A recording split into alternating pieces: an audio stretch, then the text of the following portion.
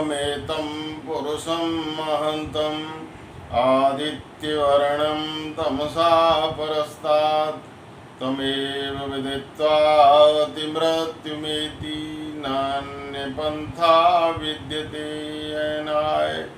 ओम शांति शांति शांति। ओम नमस्ते जी। वैदिक संस्कृति चैनल पर आप सभी का स्वागत है। पिछले दिनों हम सनातन के संबंध में विचार कर रहे थे। कुछ लोग ऐसा सोचते हैं कि सनातन धर्म को नष्ट कर देंगे या सनातन नष्ट हो जाएगा। उनको ये समझना चाहिए कि सनातन कहते किसको हैं। या तो वो सत्ताएं जो शाश्वत हैं, जो पहले भी थीं और आज भी हैं और आगे भी रहेंगी, उनको शाश्वत या सनातन कहते हैं।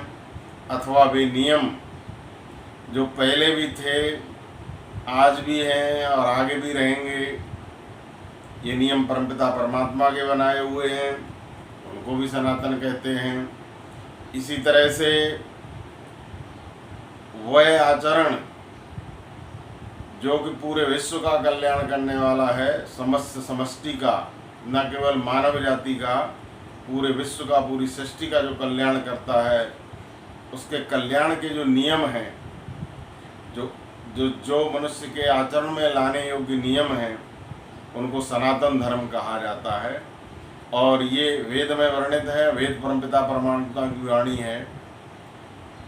तो वेद नित्य है। जिस तरह से ये तीन पदार्थ नित्य हैं, ईश्वर, जीव और प्रकृति, ये भी सनातन है। ऐसा नहीं है ईश्वर का कभी जन्म हुआ था और कभी मृत्यु हो जाएगी। इसी तरह से जितनी भी हम सब जीवात्माएं हैं, हम भी नित्य हैं। ये शरीर बदलते रहते हैं, लेकिन जो जीवात्मा, जो आत्म तत्व है, वो कभी बदलता नहीं। तभी तो गीता में कहा गया है, नैनम छिन्दन्ति शस्त्राणि नैनम दहति पावका न चैनम क्लेदन्त्यापो न शोषयति मारुता। जब अर्जुन कहता है कि ये सामने जो खड़े हुए लोग हैं, ये हमारे चाचा हैं, ताऊ हैं, मामा हैं और रिश्तेदार हैं, गुरुजी हैं, इन पर हम बाण कैसे चलाएं। तो उस समय अर्जुन को उपदेश देते हुए योगीराज कृष्ण कहते हैं, नैनम छिन्दन्ति शस्त्राणि नैनम दहति पावका। ये जो आत्मा है, जो आप हो, उसको शस्त्र काट नहीं सकते। नैनम छिन्दन्ति शस्त्राणि नैनम दहति पावका, अग्नि जला नहीं सकती। नैनम छिन्दन्ति शस्त्राणि नैनम दहति पावका न चैनम क्लेदन्त्यापो और न शोषयति मारुता। जिसको पानी गीला नहीं कर सकता और हवा सुखा नहीं सकती। तो ये जो आत्म तत्व है वो नित्य है। इसी तरह से जो प्रकृति है, प्रकृति जो दिख रही है, ये तो विकृति है प्रकृति की, ये तो बदलती रहती है। लेकिन मूल प्रकृति जिससे संपूर्ण सृष्टि बनी हुई है, वो पदार्थ जो सत्वरज और तम जो प्रारंभ में था, जो मूल प्रकृति का स्वरूप था, उससे ये संपूर्ण सृष्टि बनी हुई है, वो भी कभी नष्ट नहीं होती, वो नित्य है।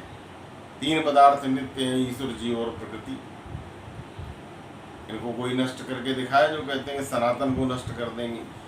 ये सनातन है, ईश्वर, जीव और प्रकृति सनातन है। इसी तरह से सनातन के कुछ नियम हैं, उन नियमों को कोई बदल नहीं सकता। वो नियम परमपिता परमात्मा के, जिसने सृष्टि बनाई है, उसके बनाए हुए हैं। वो नियम जिस समय सृष्टि थी उस समय भी थे, सृष्टि की उत्पत्ति हुई उस समय भी थे, प्रलय थी उस समय भी थे और आज भी है और आगे भी रहेंगे। आप कहेंगे वो कौन से नियम हैं? इन नियमों को हम देख सकते हैं। आम का बीज बोओगे तो आम का पेड़ उगेगा। चाहे कितना ही बड़ा कोई चमत्कारी बाबा हो, आम का बीज बोने से आम का पेड़ उगेगा, ये सनातन नियम है। इमली बोने से इमली उगेगी, गेहूं का बीज बोने से गेहूं उगेगा, और इसी नियम का विश्वास करके किसान लोग खेती करते हैं। तो ये अटल नियम है, इसको कोई बदल नहीं सकता। इसी तरह से 2 और 3 मिलकर के 5 होते हैं, 2 और 3 मिलकर के 4 कभी नहीं हो सकते। ये सनातन नियम है। 2 और 3 मिलकर के कितने होंगे? 5। 2 और 3 को गुणा करोगे तो 6 होंगे, 3 में से 2 को घटाओगे तो 1 होगा। तो ये सनातन, ये नियम है, अटल हैं। इसी तरह से और भी बहुत से उदाहरण दिए जा सकते हैं। गणित पढ़ने वाले विद्यार्थी जानते हैं कि त्रिभुज के तीनों कोणों का योग 180 डिग्री होता है। अब ये नियम आपने नहीं बनाया, मैंने नहीं बनाया, और ये है। जब से हमने त्रिभुजों के बारे में जाना है, त्रिभुज के तीनों कोणों का योग जो है वो 180 डिग्री होगा। पहले भी था, आज भी है और आगे भी रहेगा। ये अटल नियम है। इसी तरह से और भी नियम, इस तरह से त्रिभुज की किन्हीं 2 भुजाओं का जोड़ तीसरी भुजा से हमेशा बड़ा होता है। बना के देख लीजिए, ये अटल सनातन नियम है। और भी नियम देख सकते हैं। दिन के बाद रात, रात के बाद दिन, और दिन के बाद रात, रात के बाद दिन। ये नियम चलता रहेगा जब से ये सृष्टि बनी, जब तक सृष्टि रहेगी। इसको कोई बदल नहीं सकता। और जो सनातन को नष्ट करना चाहते हैं वो इसको बदल करके देखें कि दिन के बाद रात, रात के बाद दिन, ये क्रम रुक जाए और ये क्रम नहीं चले, तब माना जाएगा कि सनातन को हमने बदल दिया या सनातन को नष्ट कर दिया। इसी तरह से अटल नियम है, जिसका जन्म हुआ है उसकी मृत्यु होगी। गीता में भगवान कृष्ण कहते हैं, जातस्य ध्रुवो मित्रम ध्रुवो जन्म मृतस्य च तस्मात् पर्यारे अर्थे नत्तम सोचन मरस। इस धरती पर जिसने जन्म लिया है उसकी मृत्यु निश्चित है। अर्जुन से वो कहते हैं, फिर क्यों शोक करते हो? और जिसकी मृत्यु हुई है उसका जन्म होगा। जन्म के बाद मृत्यु, मृत्यु के बाद जन्म, मृत्यु के बाद जन्म, जन्म के बाद मृत्यु। ये अटल सनातन नियम है। इस नियम को कोई बदल नहीं सकता। ये परमपिता परमात्मा की सृष्टि का नियम है। इसी तरह से एक और नियम है बंध और मोक्ष का। अभी हम सब बंधन में हैं। योगाभ्यास द्वारा हम परमपिता परमात्मा के परमानंद को पाकर के मोक्ष को प्राप्त कर सकते हैं। और 31 नील 10 खरब 40 अरब वर्ष तक मुक्ति का आनंद भोगने के पश्चात वापस जन्म लेना पड़ता है। तो बंध मोक्ष का भी एक क्रम है। बंधन के बाद मोक्ष, मोक्ष के बाद बंधन। ये सृष्टि का अटल नियम है। और बहुत से नियम जिनका संपूर्ण सृष्टि में वैज्ञानिक लोग निरंतर अध्ययन करते रहते हैं, परमपिता परमात्मा के बनाए हुए हैं, उनको आज तक कोई बदल नहीं पाया है। इस संसार में जितने भी ग्रह और उपग्रह दिखाई देते हैं उन सब के अंदर गुरुत्वाकर्षण शक्ति है। पृथ्वी के अंदर गुरुत्वाकर्षण की शक्ति है। जिस पदार्थ को, किसी पदार्थ को ऊपर की तरफ फेंका जाता है वापस नीचे लौट कर आता है। गुरुत्व का नियम अटल है, परमपिता परमात्मा का बनाया हुआ है। ये सनातन है, शाश्वत है, हमेशा रहेगा।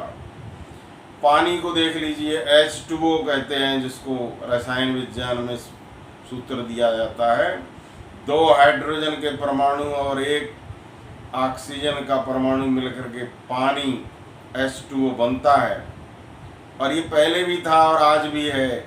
यहाँ भी है और अमेरिका में भी है, मैदानी क्षेत्र में भी है, पर्वतों पर भी है, चंद्रमा पर भी है। सब जगह ये नियम अटल है। इसको कहते हैं सनातन नियम। तो सनातन जो नियम हैं उनको कोई बदल नहीं सकता। अब सनातन धर्म क्या है? इसी तरह से कुछ नियम ऐसे हैं जो मनुष्य के कल्याण के लिए हैं। परमपिता परमात्मा ने जिस समय सृष्टि बनाई थी उस समय मनुष्य के कल्याण के लिए, हम सब के कल्याण के लिए एक विधान बनाया था जिसका नाम है वेद। वेद में जो उपदेश दिया गया है वो समस्त सृष्टि के कल्याण के लिए, किसी एक देश के लिए नहीं है, एक व्यक्ति के लिए नहीं है, एक वर्ग के लिए नहीं है। संपूर्ण समष्टि के कल्याण के लिए जो नियम बने हुए हैं और वो है वेद। तो वेद सनातन है। कोई कहे कि वेद जो है, वेद की यदि पुस्तक की दृष्टि से देखोगे तो 1,96,08,63,124 वर्ष पूर्व वेद की उत्पत्ति हुई थी। पहले प्रारंभ में इनको कंठस्थ रखते थे, श्रुति कहलाए, और बाद में ये लेखबद्ध करके ग्रंथों के रूप में आज हमारे सामने है। लेकिन ये ईश्वरीय ज्ञान होने के कारण नित्य है। ज्ञान कभी मरता नहीं, याद रखिए। प्रलय हो जाएगी और प्रलय अवस्था में भी ज्ञान जो ईश्वरीय ज्ञान है वो ईश्वर के ज्ञान में रहेगा।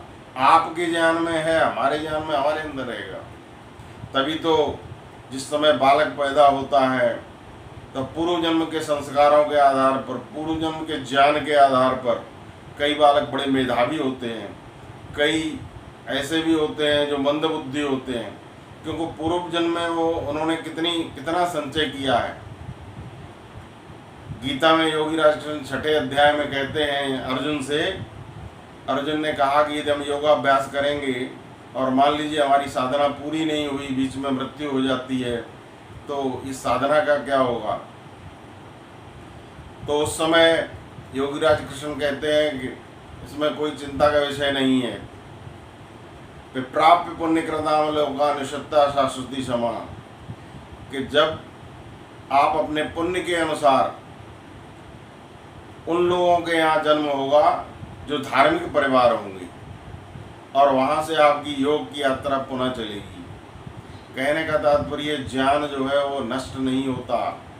जिस समय प्रलय होती है सभी जीवात्माएं सुसुप्ति की अवस्था में, मूर्छित अवस्था में पड़े रहते हैं, और उस समय जो वेद ज्ञान है, जो सनातन धर्म का ज्ञान है, वो ईश्वर के ज्ञान में निरंतर बना रहता है। और जब जब सृष्टि होती है परमात्मा पुनः वेद का ज्ञान देता है। वेद में एक मंत्र आया, सूर्या चंद्रमसौ धाता यथा पूर्वम कल्पयत। जिस तरह से परमपिता परमात्मा ने ये सृष्टि में सूर्य और चंद्रमा बनाए हैं, ग्रह उपग्रह बनाए हैं, तारे बनाए हैं, और वेद का ज्ञान दिया है, इसी तरह से पिछली सृष्टि जो हुई थी उसमें भी इसी तरह से सूर्य, चंद्रमा, ग्रह उपग्रह और सृष्टि का निर्माण किया था, वेद का ज्ञान दिया था। तो वेद की पुस्तक, वेद तो वो पुस्तक है सनातन धर्म की जिसके आगे प्राचीन और अर्वाचीन शब्द लग ही नहीं सकता, क्योंकि वेद नित्य हैं। जो नित्य होता है वो कभी नष्ट नहीं होता। और वेद का ज्ञान जो है वो समस्त मानवता के कल्याण के लिए, उदाहरण के लिए सत्याचरण धर्म है, असत्याचरण अधर्म है, क्योंकि सत्य के आचरण में समस्त सृष्टि का कल्याण है। इसी तरह से न्याय आचरण धर्म है और अन्याय का आचरण अधर्म है। पहले भी था, आज भी है और आगे भी रहेगा। पक्षपात करना अधर्म है और निष्पक्ष होकर बरतना ये धर्म है। वेद के अनुसार चलना धर्म है, वेद विरुद्ध अधर्म है। धर्म और संप्रदाय क्या है कि धर्म की विकृति है। जब हम लोग वेद से दूर हो गए तो अपने अपने समय में अलग अलग लोगों ने, अलग अलग महापुरुषों ने अपने ढंग से संसार को जीने का रास्ता सिखाया, लोगों का कल्याण किया, और उनके अनुयायी बहुत संख्या में हुए और वो अलग अलग संप्रदाय कहलाए। संप्रदाय नित्य नहीं है, लेकिन वेद का ज्ञान ईश्वरी ज्ञान होने से नित्य है। और इसीलिए सनातन धर्म जो है वो, सनातन कहते हैं शाश्वत को। जिस तरह से शाश्वत नियम है, शाश्वत पदार्थ हैं। शाश्वत पदार्थ कौन कौन से हैं? ईश्वर, जीव और प्रकृति। ईश्वर, जीव और प्रकृति, ये तीन पदार्थ नित्य हैं, पहले भी थे, आज भी है और आगे भी रहेंगे। ये शाश्वत है, सनातन है।